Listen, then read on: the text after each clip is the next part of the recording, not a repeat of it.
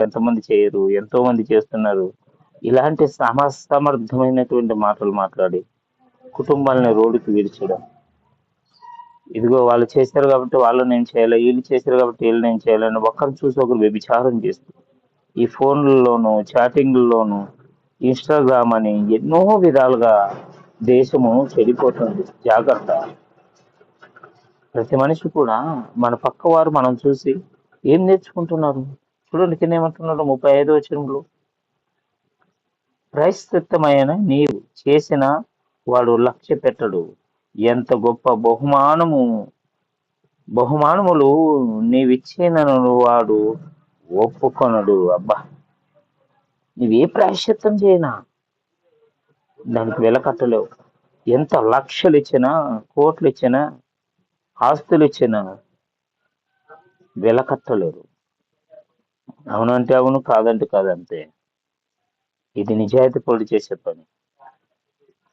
నేను చంపేస్తానని బెదిరించానా, లక్షలు ఇస్తానని బెదిరించినా, ఇదిగో ఆస్తులు ఇస్తానని చెప్పినా, నీతి నిజాయితీ కట్టుబాటు ఉన్నవాడు మాత్రం దానికి ఒప్పుకోడు అని వాక్యం చెప్తుంది.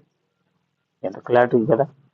మన వాళ్ళు ఏమంటారు, వ్యభిచార స్త్రీని క్షమించాడు కాబట్టి అందరిని క్షమించాలి. సరే, క్షమిస్తే మళ్ళా చేయరా?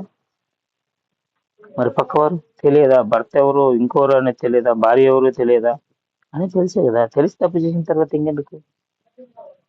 తెలియదంటే ఏంటి? తెలియకుండా చేయడం. అవతల వారు ఒకవేళ బలవంతం చేస్తే, అవతల వారు ఎవరైనా జబర్దస్త్ చేస్తే, వీళ్ళ ప్రణయం లేకుండా వీళ్ళ పైన అగత్యం చేస్తే దానికి భర్త అయినా భార్య అయినా సహకరించాలి, ఒప్పుకోవాలి. దానికి వాళ్ళకి సపోర్ట్గా నింబడి ఏం చేయాలో అది చేయాలి. అంతేకాని ఇష్టానుసారంగా తిరిగి ఇష్టానుసారంగా ఎవరు పడితే వాళ్ళతో ఉండి ఆ తర్వాత లేదండి మేము తెలియక చేసాం, మత్తులు చేసాం, మేము తాగుబోతులా, జ్ఞానం లేదా, తల్లిదండ్రులు నేర్పలేదా? ఇవన్నిటి కారణం ఎవరు? తల్లిదండ్రులు. ఇదిగో నీ పెళ్లి చేసుకుంటున్నావు అంటే నీ భర్తకు తప్ప మరి ఎవరికి సొంతం కాదు, నీ భార్యకి తప్ప నీ సొంతం కాదు.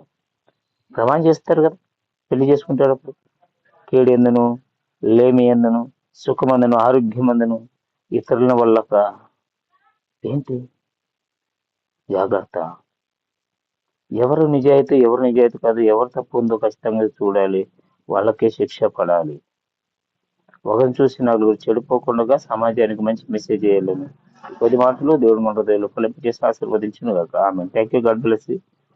మీ యొక్క అభిప్రాయాన్ని కామెంట్ రూపంలో తెలియపరచండి. మాటలు నచ్చినట్లయితే సబ్స్క్రైబ్ చేయండి. అనేకులకి